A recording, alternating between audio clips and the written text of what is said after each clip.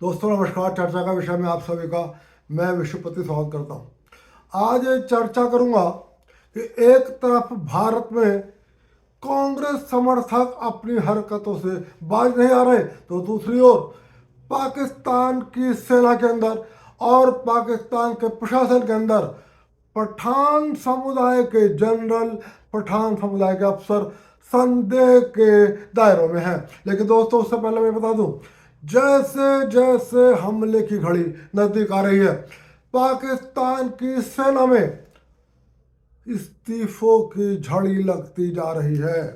हालांकि कुछ नहीं पता कि हम घड़ी में वो कौन सा समय है जब भारत हमला करेगा, क्योंकि भारत के अंदर ये बात सिर्फ या तो भारत के प्रधानमंत्री को पता हो सकती है, या भारत के सीडीएस को पता हो सकती है, या जिसको हमले की जिम्मेदारी सौंपी गई है उसको पता हो सकती है, और किसी को नहीं पता। लेकिन जैसे जैसे भारत की तैयारियों को देखकर पाकिस्तान के सेना के लोगों को लग रहा है कि भारत हमला करने ही वाला है और भारत का हमला बड़ा होगा, व्यापक होगा, पाकिस्तान की सेना में इस्तीफों की झड़ी लग गई है। पाकिस्तान के बड़े बड़े सेना के अधिकारी मोर्चे पर जाने से कतरा रहे हैं। कोई अपनी मेडिकल फिटनेस की बात कर रहा है, कोई अपनी बीमारी की बात कर रहा है, कोई अपने परिवार की मजबूरियां गिना रहा है। इस बात को लेकर पाकिस्तान के सेना अध्यक्ष आसिम मुनीर परेशान है। एक और भारत में बड़ी बड़ी मीटिंगों का दौर चल रहा है। लगातार सीडीएस, रक्षा मंत्री, प्रधानमंत्री, सेना अध्यक्ष, विदेश मंत्री, गृह मंत्री, इनके बीच लगातार मंत्रणाओं का दौर चल रहा है। आज भी सीडीएस की रक्षा मंत्री से बातचीत हुई है और बताया जा रहा है कि रक्षा मंत्री की भी आज सुबह से प्रधानमंत्री से 2 बार बातचीत हो चुकी है। भारत सरकार की ओर से अनावश्यक बयानबाजी नहीं हो रही है। भारत सरकार की ओर से बस उसी दिन जिस दिन की सीडीएस की बैठक हुई थी, भारत के रक्षा मंत्री ने अपना बयान दिया था।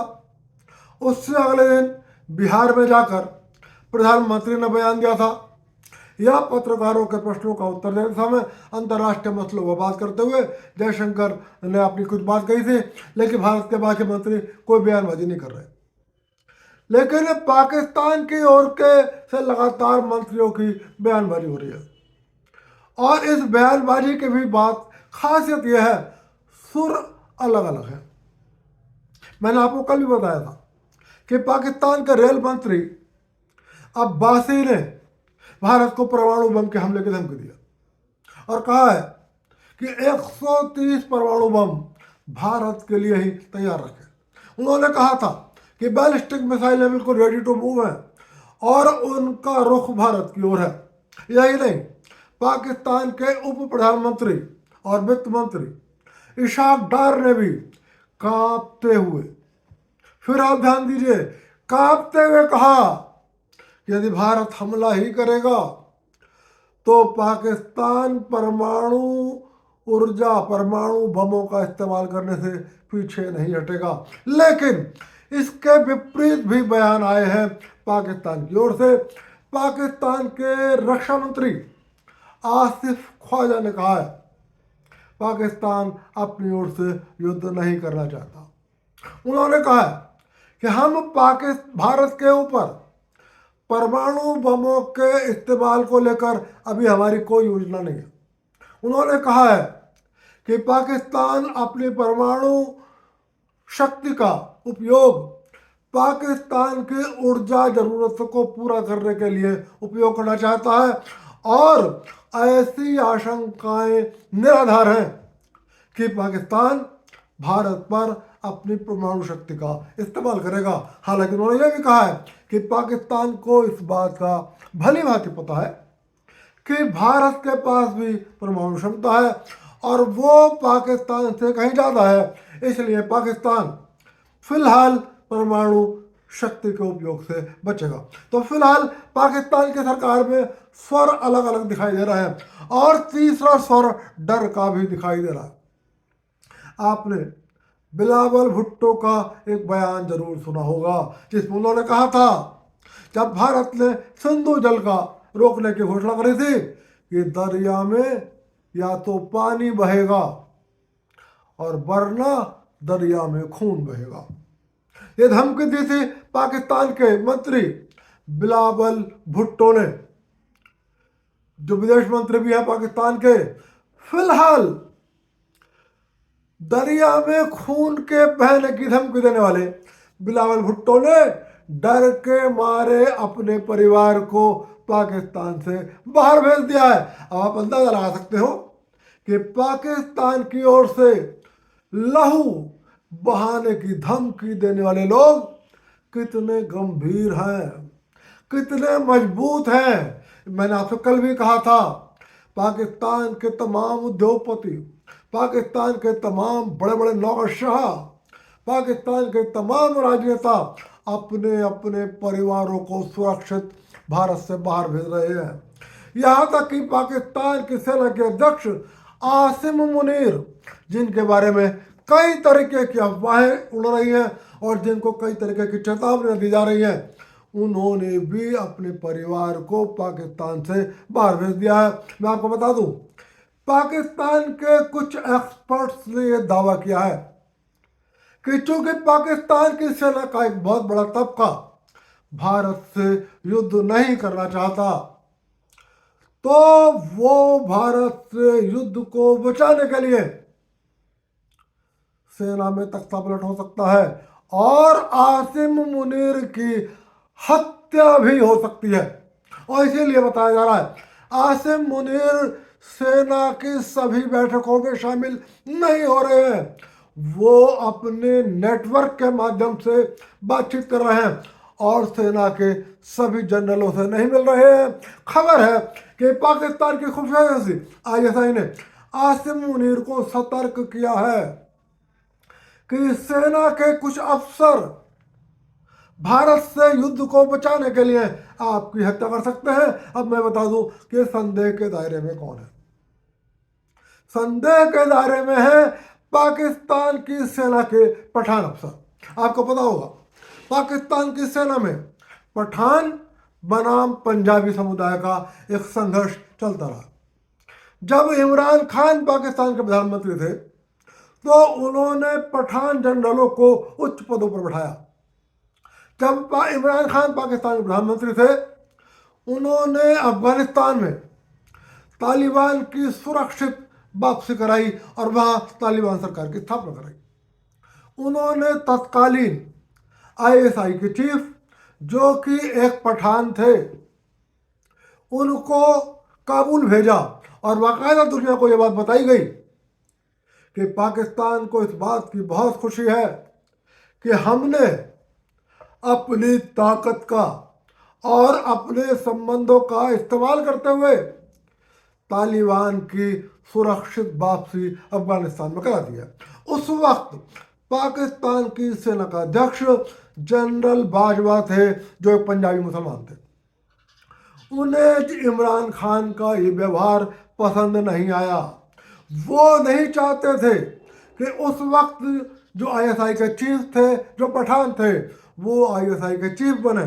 फिर वो ये नहीं चाहते थे कि ये ISI के चीफ खुद काबुल जाएं, और वो ये चाहते थे कि पाकिस्तान पर्दे के पीछे रहे। उनकी इच्छा के विपरीत इमरान खान ने ISI के चीफ को काबुल भेजा था। उसके बाद परिणाम क्या हुआ, ये आप सबको पता होगा। कहा यह जाता है कि एक दिन रात जब पीक थी और पाकिस्तान की संसद में इमरान खान को हटाने के प्रस्ताव पर बहस हो रही थी और इमरान खान इस्तीफा नहीं देने पड़े हुए थे, जनरल बाजवा और एक और पंजाबी मुसलमान जनरल के साथ हेलीकॉप्टर से इमरान खान के निवास स्थान में उतरे और इमरान खान के साथ मारपीट की गई, जिस वक्त वो पाकिस्तान के प्रधानमंत्री थे। और उन्हें धमकी दी गई कि आप त्याग पत्र लिखिए, बहुमत आपके खिलाफ है, सुप्रीम कोर्ट आपके खिलाफ है। और सेना की एक बटालियन ने इमरान खान का घर घेर लिया। उस बटालियन में सारे पंजाबी मुसलमान शामिल थे। फिलहाल आसिम मुनीर ने भी अपने जनरलों को चेतावनी दी है कि पठान जनरलों से सावधान रहने की जरूरत है। यदि भारत हमला करता है, यदि नरेंद्र मोदी पाकिस्तान पर हमले का आदेश देते हैं, तो ये पठान जनरल पाकिस्तान के साथ गद्दारी कर सकते हैं, भारत के साथ वफादारी दिखा सकते हैं और सेना में बगावत या पाकिस्तान भारत की सेना को किसी तरीके की गोपनीय या खुली मदद दे सकते हैं। मैं यह भी बता दूं, यह आशंकाएं भारत में नहीं है। भारत की सरकार को ऐसी कोई उम्मीद नहीं है कि पाकिस्तान की सेना के पठान जनरल पाकिस्तान की मदद भारत की मदद करेंगे। भारत का मीडिया भी इस बात को नहीं मान रहा कि पाकिस्तान के पठान जनरल भारत की मदद करेंगे, और भारत के डिफेंस एक्सपर्ट भी ये नहीं मान रहे कि पाकिस्तान के पठान जनरल भारत की मदद करेंगे। लेकिन पाकिस्तान में इन सब बातों को लेकर आशंकाओं का माहौल गरमा रहा है। पाकिस्तान की सेना, जहां पाकिस्तान के प्रधानमंत्री जो इस वक्त शहबाज शरीफ है, जिनकी पाकिस्तान के पठानों से जाति दुश्मनी बताई जाती है राजनीति के अंदर, वो भी संदेह के दौरे में है। और अनेक पाकिस्तान के डिफेंस एक्सपर्ट और पाकिस्तान के अनेक पत्रकार भी ये बात कर रहे हैं कि यदि भारत से युद्ध होता है तो हमें सिर्फ भारत की सेना पर निगाह रखने की जरूरत नहीं है, हमें पाकिस्तान के प्रशासन में बैठे पठान अफसरों पर निगाह रखने की जरूरत है, हमें पाकिस्तान की सेना में बैठे पठान जनरलों पर निगाह रखने की जरूरत है, और हमें पाकिस्तान के अंदर पठान समुदाय पर निगाह रखने की जरूरत है।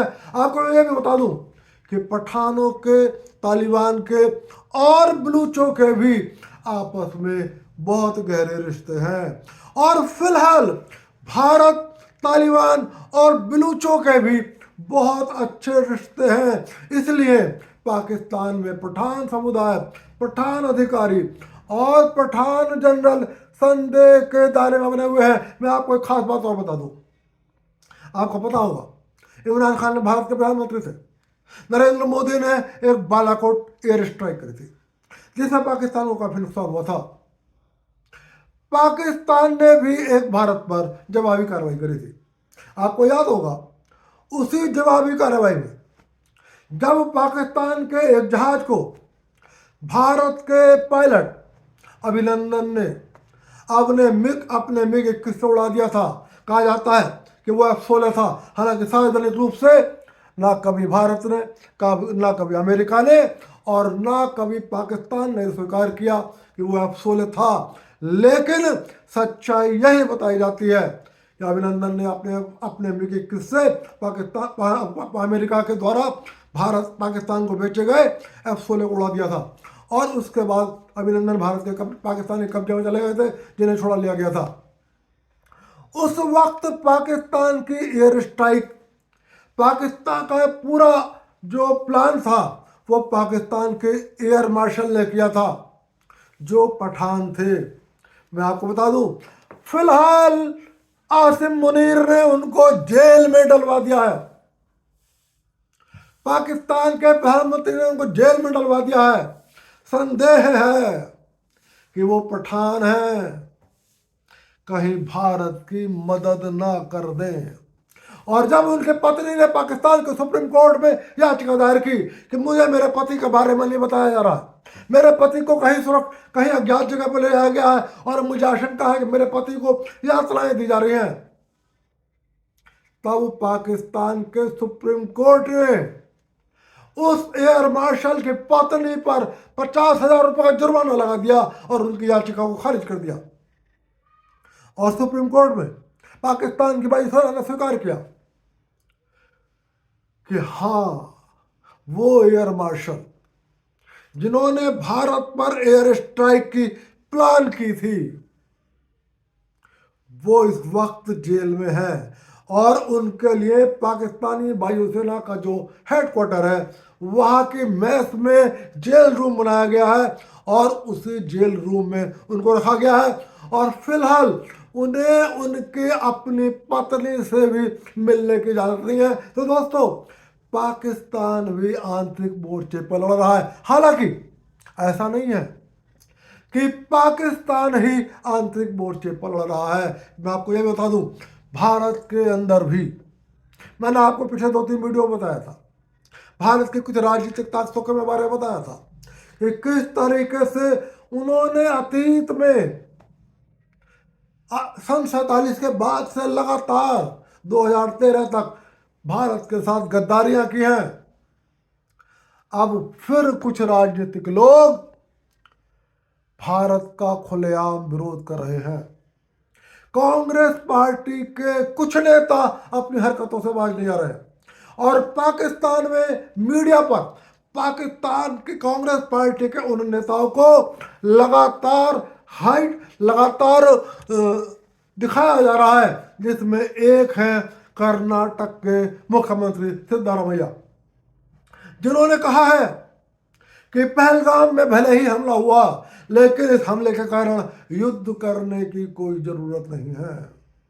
इसका मतलब है मरे हैं तो हिंदू मरे हैं, क्या फर्क पड़ता है, 100 करोड़ हिंदू हैं, मर जाने दो, और 150 मर जाएंगे तब भी असर नहीं पड़ेगा, लेकिन पाकिस्तान से युद्ध मत करो। ये बात कह रहा है कौन? कांग्रेस पार्टी के नेता, कर्नाटक के मुख्यमंत्री सिद्धारमैया।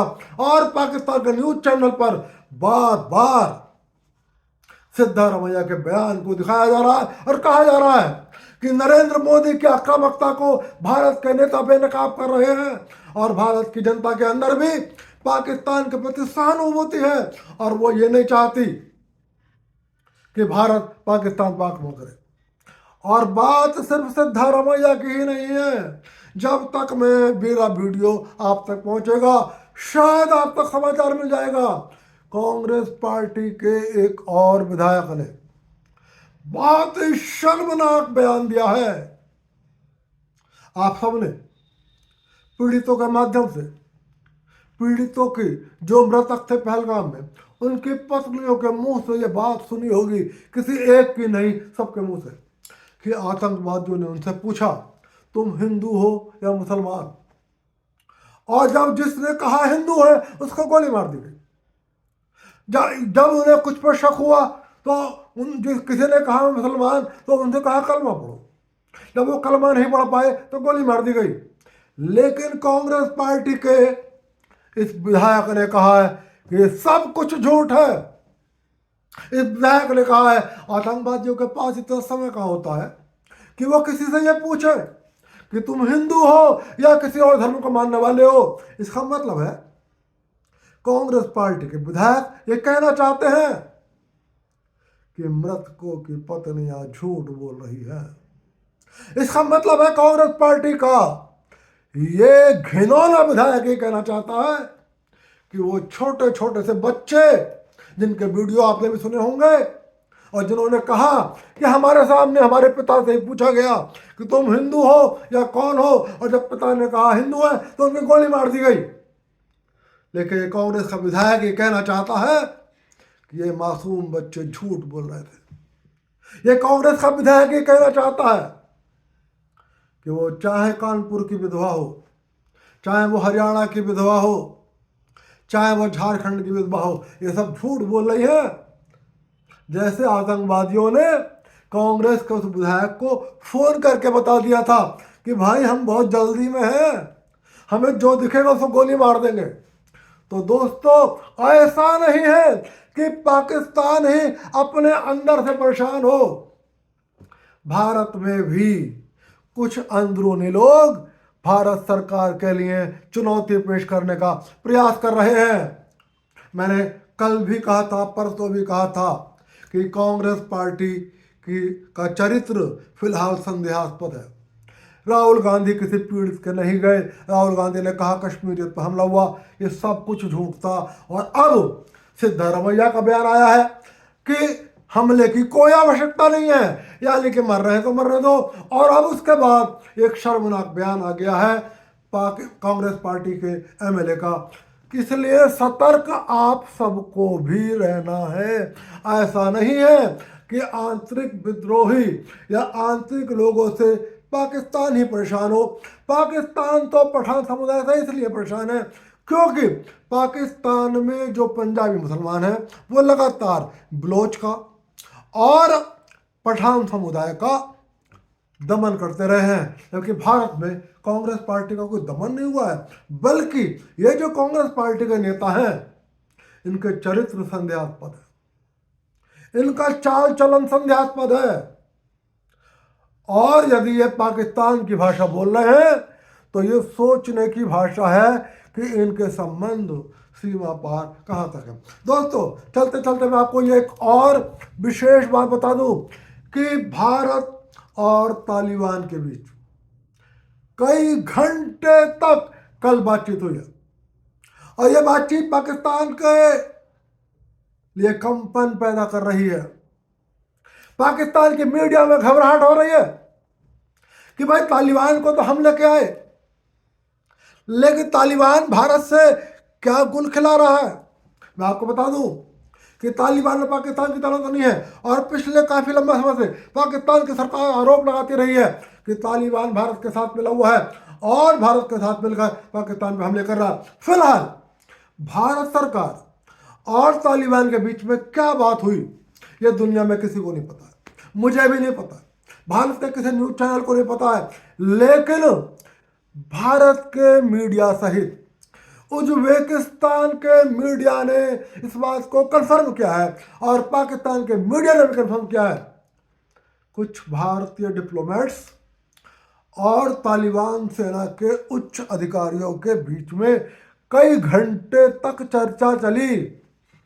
पाकिस्तान का मीडिया का कहना है कि पाकिस्तान सरकार को ये जानना पड़ेगा कि आखिर ऐसा कौन सा गंभीर विषय था कि कई घंटे तक भारत के डिप्लोमेट्स और तालिबान सरकार के उच्च स्तरीय नेता बात करते रहे और किसी तरीके का बयान जारी नहीं करा गया, किसी तरीके का स्टेटमेंट जारी नहीं करा गया। इसलिए ये सोचने का विषय बातचीत क्या हुई। मैं आपको यही बता दूं, पाकिस्तान के रक्षा मंत्री आसिफ ख्वाजा ने ये आशंका जाहिर करी है कि Taliban, TTP, Baloch liberation army BLA Bharat के आक्रमण के समय पाकिस्तान पर आक्रमण कर सकते हैं। ये पाकिस्तान के रक्षा मंत्री कह रहे हैं, और उन्होंने पाकिस्तान को चेतावनी दी है कि बहुत संभल कर फूंक फूंक कर कदम रखने की जरूरत है। फिलहाल दोस्तों बहुत तेजी से दोनों क्षेत्रों में गहमागहमी है। खबर ये भी है कि आज सुबह तुर्की से हथियारों को लेकर कुछ जहाज पाकिस्तानी एयरपोर्ट पहुंच रहे हैं। हालांकि उसमें वास्तविकता क्या है अभी कुछ नहीं कह सकता। फिलहाल इस तरीके की खबरें हैं कि जो जहाज उतरा है वो हथियारों को ले जाने के लिए इस्तेमाल किया जाता है, लेकिन आपको डरने की जरूरत नहीं है। पाकिस्तान कांप रहा है और इसकी सबसे बड़ी पहचान है कि आसिम मुनीर से लेकर बिलावल भुट्टो तक और पाकिस्तान के तमाम उद्योगपति लगातार किसी ने अपने परिवार को बाहर भेज दिया है, कुछ अभी भी भेज रहे हैं। ये घबराहट ये बताती है कि पाकिस्तान भले ही मुंहजोरी कर रहा है, लेकिन अंदर ही अंदर कांप रहा है कि भारत हमला करेगा तो क्या करेगा। पाकिस्तान के रक्षा मंत्री ने यह भी संभावना व्यक्त की है कि भारत पाकिस्तान के कई शहरों पर एक साथ बड़े हमले कर सकता है। हालांकि भारत कहाँ हमले करेगा ये किसी को नहीं पता, ना मुझे पता ना आपको पता, और यदि किसी को पता है तो कहूँगा बताना भी मत, ये सुरक्षा का सवाल है। और वैसे ये बात बस या तो प्रधानमंत्री को पता है या CDS को पता है। कांपने दो पाकिस्तान को, जीत आपकी ही होगी, जीत भारत की होगी। तिरंगा ही फहराएगा, दिल्ली हो या पाकिस्तान का कोई स्थान हो। आज की बात यही समाप्त कर रहा हूँ, फिर मिलूंगा, फिर किसी विषय पर बात करूंगा। तब तक के लिए आपको नमस्कार, और चलते चलते निवेदन कर रहा हूँ वीडियो पसंद आए लाइक कर देना, चैनल को सब्सक्राइब कर देना। आप सभी को विश्वपति का नमस्कार।